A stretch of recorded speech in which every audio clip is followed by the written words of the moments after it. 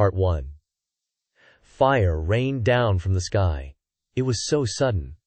One moment he was playing with his sister.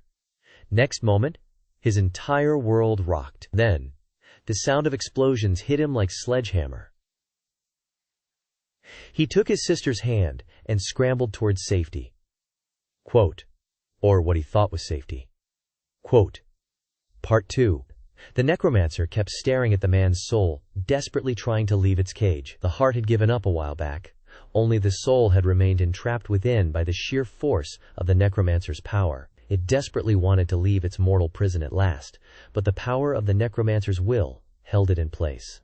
Why even try, wondered the Necromancer. Just let it go, embrace freedom. His face remained impassive, though, his concentration steady as usual.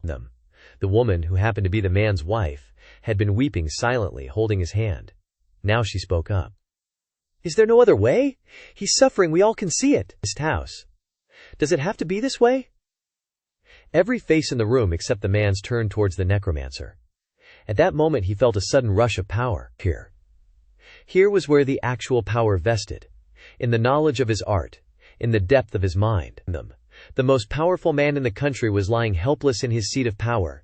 And only he, the Necromancer, had the power to decide his fate, and that of the country. He thought of the people dying outside, innocent people, who never had anything to do with the war, reduced to mere pawns as they gave their lives for a regime that treated them like livestock. He thought back to his childhood in the ghetto, where they lived like outcasts, worse than livestock. He thought about the people he knew back there, all scattered to dust and ashes, only their memories lingering like faint redness after sunset. He could change it all, with one slip of his hand, one break in his concentration. But what good would it do? Who would replace him? He thought about the dying man's brother, deployed in a war on the front lines. A cruel man who would not think twice before crushing his own people down like insects. A man feared even by his own soldiers. A man who would replace his brother as ruler should he fail in his duty. He closed his eyes, cleared his throat, and opened his eyes again. All of them were still staring at him, their faces ashen, their eyes hollow. It was as if time itself had stopped right there inside the room. There is another way, he managed to get out. All I need to do is a soul cleansing. His soul has been corrupted by his ailing body. But if I let it escape for a while, and if the medbots continue doing their work in the meantime to repair his heart, then it can come back to a new, rejuvenated body. But the timing has to be perfect, he continued. We cannot let the soul stay away from the physical body for too long, or else it will be impossible to bring it back. How long? Asked the chief aide, the man who is currently running the government in place of the ailing president. 2 minutes is the ideal time, but we can stretch it to 5, but not more than that, he replied, consciously aware of the distant sound of bombings. Do it, said the aide. We have to evacuate any time now. I will get the planes ready. Wait, cried out a minister. Can't we do it while on the plane? Surely the Necromancer could. Do as you. It doesn't work that way, he interrupted. In the higher planes, souls travel more freely. It will be difficult to rein his soul in at those altitudes. It has to be here and it has to be now. Everyone clear out. I need to concentrate. Quote. One by one, they all filed out. Only the wife remained, and the doctor controlling the medbots. He closed his eyes and took a deep breath. He was doing this.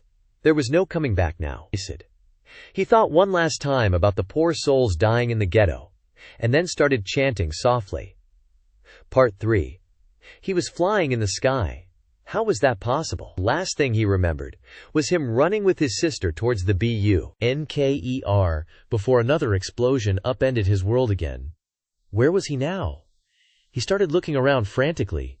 He had to save his sister. He looked towards the ground only to have his vision obscured by dust and smoke. He tried to get down to the ground but instead started to get drifted away from the chaos and destruction.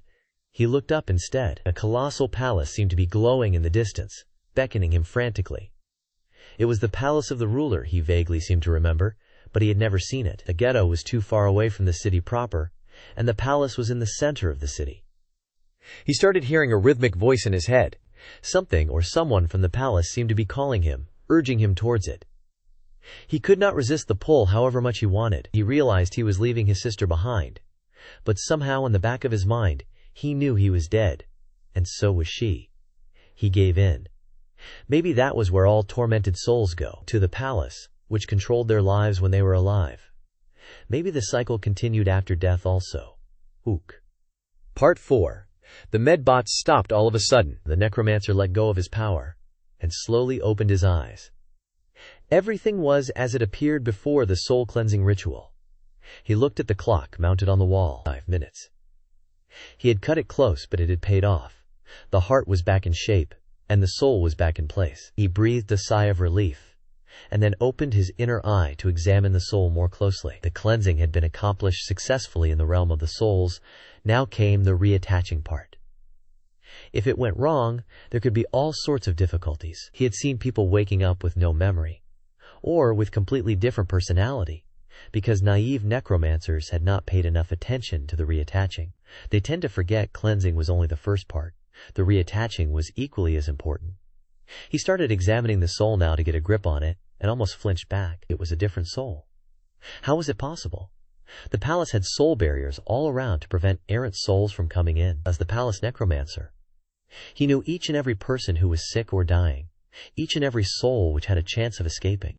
This soul, as he examined it properly, had come from outside, most probably from the area of bombardment.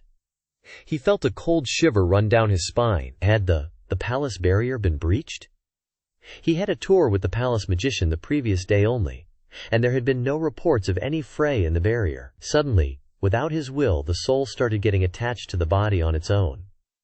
Realization washed over him in an instant. The body, whoever the soul had belonged to while alive, had been a necromancer.